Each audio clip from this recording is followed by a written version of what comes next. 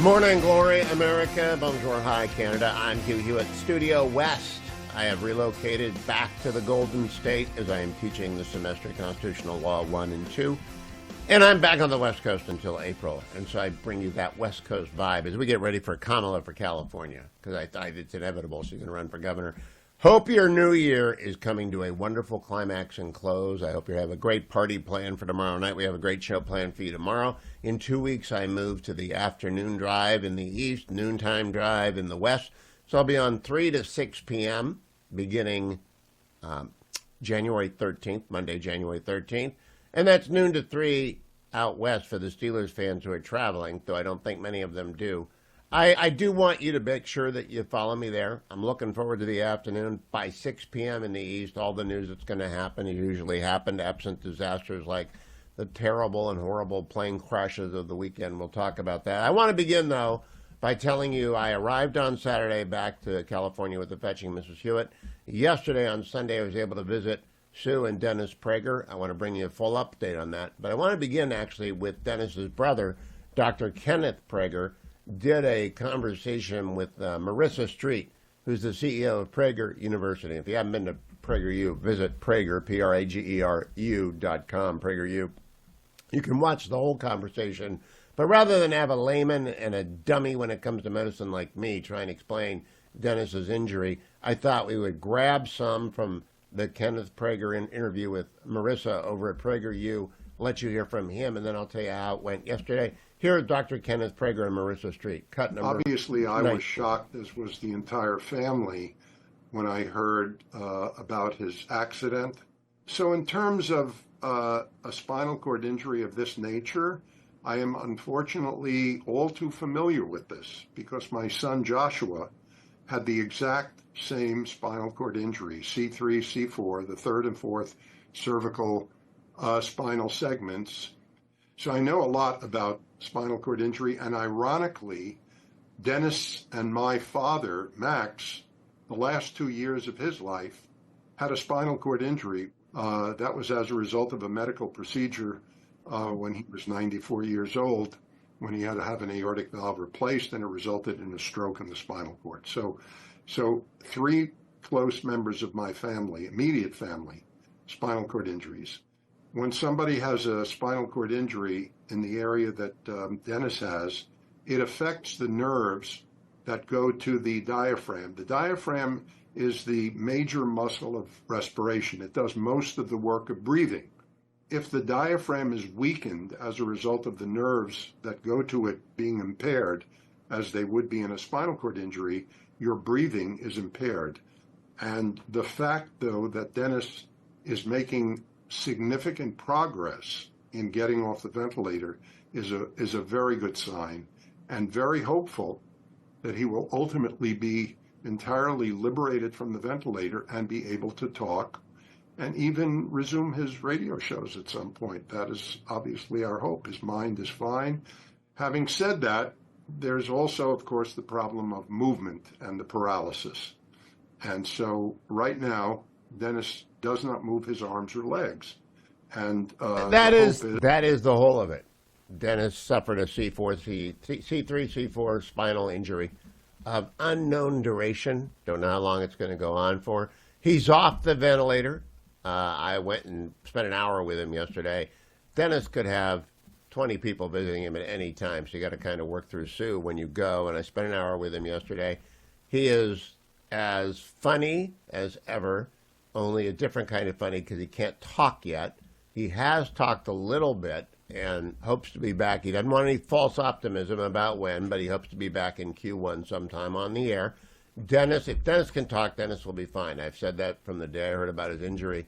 And he looked so much better than I expected because I've been getting secondhand reports from Sue, from Alan Estrin, from everyone in the immediate aftermath of his accident 6 weeks ago. I didn't know what to expect, and all it was Dennis without talking.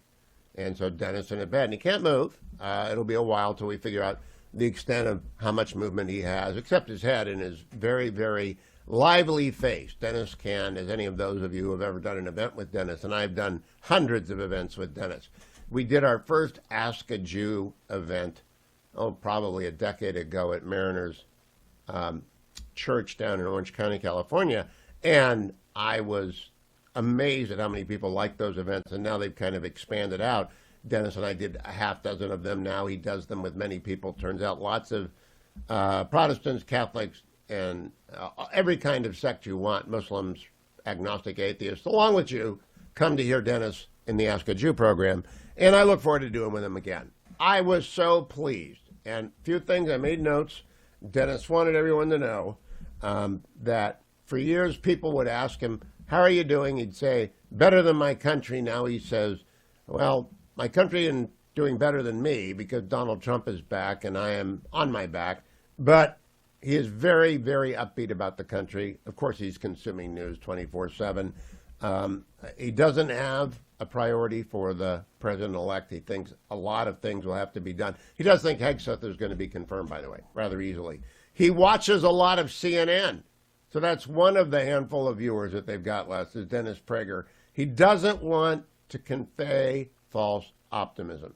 He does not want certitude about movement to be out there. He doesn't know.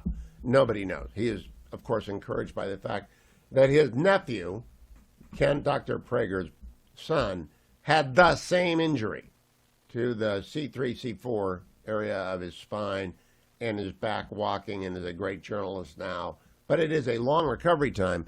If Dennis can talk in 3 months, he'll be doing his broadcasting. He has been a radio artist for as long as I've been doing it, 30 years. I told him yesterday we were doing some reminiscing. I first heard Dennis in 1989. So I moved to California after the Reagan administration, and Dennis Prager was the invited guest of the Lincoln Club in Orange County. There are many different kinds of Lincoln Club. The Lincoln Club of Orange County is a powerhouse in California. Bach John, Doy Henley. They invited Dennis Prager, and I had gotten to know Tom Fuentes and Buck Johns and Doy Henley and a bunch of players in Orange County in the 90s, 89, and they had invited me to a Lincoln Club lunch. And a guy named Dennis Prager shows up and blows me away with erudition, humor, presence, energy. He's not unlike Trump when it comes to energy. Dennis just is a huge life force. And I walked out of there not knowing that my life would be inextricably intertwined with Dennis for many years, but it has been. He's just a dear friend. And Dennis likes to always hug me because he knows I just hate being hugged. I'm not a hugger. But I walked in yesterday and I planted a kiss on his head and he smiled broadly and we had a chat about that. Only Dennis would get that from me and Sue, of course. And so he could have friends, the most interesting friends in the world, day in and day out there, but he does need his time. I left after an hour. The fetching Mrs. Hewitt's rule is 30 minutes to anyone who's sick. Don't go longer. They get exhausted. They don't want to be rude. And he likes people. That's all he wants. When are you coming back? I said, you tell me, I'll be back. And I'm just so happy that I can say on the new year, he is every bit the Dennis that we all knew. No listlessness, no sometimes recoveries lead people to losing energy. He has not lost any energy. His face is so mobile and expressive, and he mouths words. I'm not so good at reading lips. It takes a while, but he does have a laser and he can point. It's just that it's going to take a while, and it was explained to me as a sort of, imagine getting into shape. You got to get your diaphragm back into shape. When you've been on a ventilator, you've got to learn how to breathe again, and you got to learn how to talk again. He'll be able to do that. That's going to be great. I want you to know Marissa Street and all the people at PragerU will keep you posted with more detailed things like Dr. Prager. Don't play doctor. Don't talk about him on, people who post anything about Dennis end up getting trolled.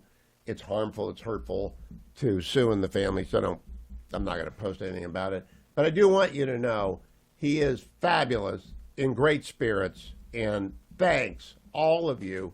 And I'll figure out, those of you who have the universe can send me subtext messages for Dennis. We'll figure out a way that his friends can get to him and his fans, the people whose lives he's touched and changed. We'll find a way for you to get to him via message without having to deal with the trolls and bots that are the termites of the internet, the moth and the flies and the bugs of the internet. we'll figure out a way for you to convey and communicate with Dennis. But the good news is he is happy, he is recovering, he is of sound mind and returning to sound body, and we'll keep you posted. I'll come back with more news.